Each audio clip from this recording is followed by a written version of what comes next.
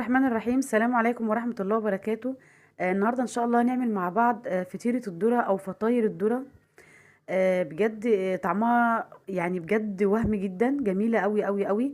مقاديرها سهلة وبسيطة. هنعملها النهاردة باللبن الرايب وبالقشطة. طعمها هيوديكم في حتة تانية خالص خالص مع كوباية شاي بلبن كده الصبح. بجد حاجة آخر روقان.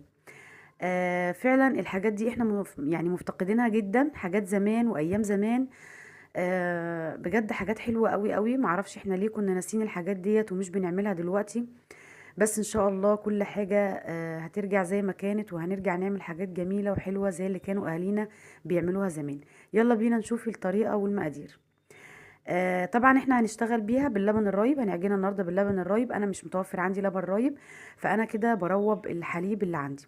انا عندي كده نص كيلو حليب غليته وبعد كده سبته يهدى كده حوالي 10 دقايق، وبعد كده حطيت عليه